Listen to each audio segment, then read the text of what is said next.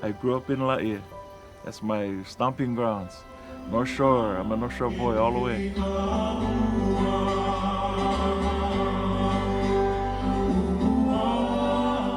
I love my community. Constantly always trying to work in my community. My grandmother bought me my first ukulele when I was like 3. And she taught me my first song. I've been playing music professionally for 29 years. I started getting a tumor when I was doing the local Grand show. It was small, but it grew quick. 2006, they went and they cut it out of my leg. And I had to lay in bed for 6 months to heal. And it's the hardest thing I ever did in my life. I let myself get depressed, and I allowed myself to become a victim to my situation.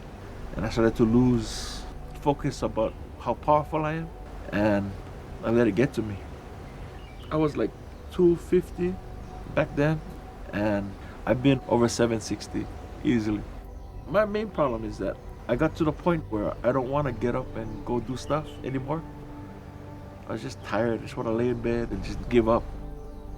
I really love my husband, and my fear is that I'm going to be his caregiver and not his wife for the rest of his life. He knows that I worry not just about his health, but our financial health as well. And then there's a worry that the one time we go in is the one time he doesn't come back out. I love playing music. I love being with my wife. I have lots of things that I want to get done that I haven't got done.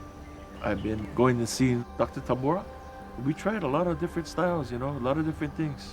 And some little bit success, and then we get problems. And I've been seeing Sam probably for about 5-6 years through the bariatric surgery program, and he was too heavy for bariatric surgery. So we've been trying to get him to lose weight and just have had spurts of weight loss, weight regain, weight loss, weight regain. And it was frustrating, I think for him, it was frustrating for me.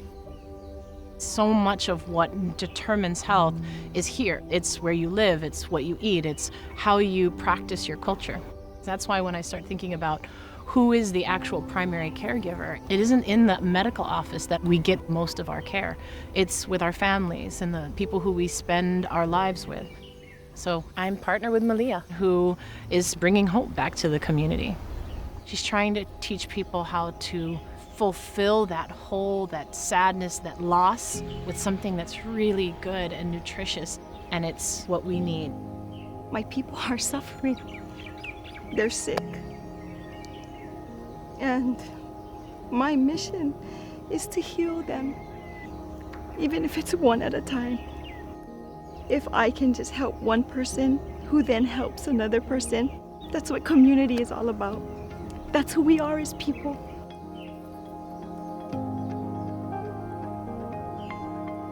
My kumuhula, she reached out to Dr. Malia Smith, who has I Love Nalo. Now, Dr. Malia Smith has made it her passion to educate herself on health and wellness and well-being, and to see how it is that she can take her knowledge to help her Native Hawaiian people. And so when she and Kumule, when we locked arms, it was it. All kinds of things went nuts in our halau. In my halau, I really want my haumana to be healthy. And through Dr. Malia Smith, that's what we're learning. It's a lifestyle change. We live in Waimanalo, high Native Hawaiian population with high disparities such as diabetes, heart disease, cancer. And we opened I Love Nalo because we wanted to provide relevant evidence-based foods for the community. We focus on the 7 levels of health. So we look not only at the people, but the place and the community. Part of what we're doing is teaching how to grow food, how to get back to the aina, how to feed yourselves. We help them transition into a healthier lifestyle. A lot of my students are starting to decrease their medication, and I can push my students to do more now. Instead of huffing and puffing and I hearing complaints, I can get them to do it. In total, the halau has lost 194 pounds together as a community. So that's what I've been doing 3 months now. I've lost over 100 pounds, and I'm slowly making my way down. And then the long-term goal is at the end of the 6 months, I want to lose another 100. I can't get enough of it. I want to keep going. I want to keep doing what I got to do. I want to change me. I want to see a better future for me and my wife. As we were going along, Scientifically, the numbers were incredible. It was amazing. And it got us up and doing things. We were more conscious about what we were eating. We weren't craving that food. We weren't craving the salt. We weren't craving the sugars. Sam wanted to exercise. Sam went out and got a trainer. My mom's blood sugar levels went from high 220s all the way down to 91. And that was within a month and a half.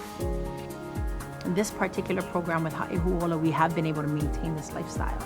It's a mindset that has changed us. I Love Nalo just nailed it when it came to what's relevant to Sam. He responded, he embraced it, he follows it, he's enthusiastic about it because they framed it from a cultural perspective that was relevant to him, and because it was relevant to him, it mattered, and he followed through on it. Many physicians, when they do address lifestyle issues, do encounter a lot of frustration because it's complicated, it's behavioral, it's cultural. Physicians can't fit that into a 20-minute appointment.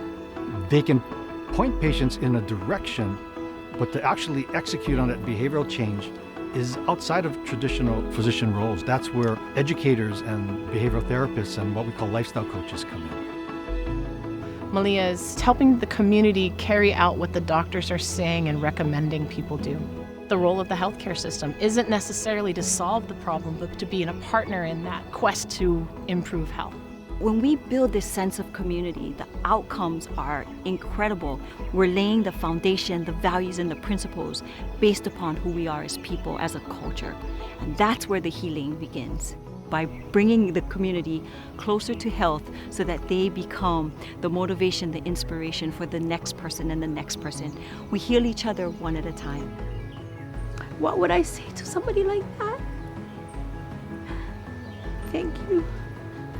Thank you, thank you, thank you, because she is making a difference in my life. She's saving our lives by what she's doing. And I'm gonna help her every step of the way to make sure that my halal can enjoy this and the community at large. This is something that everybody needs to know. I love you, Malia. Thank you so much. You saved my life. You saved my husband's life. You saved my family's life. And it's time for us to start saving more lives, and we're going to do them together.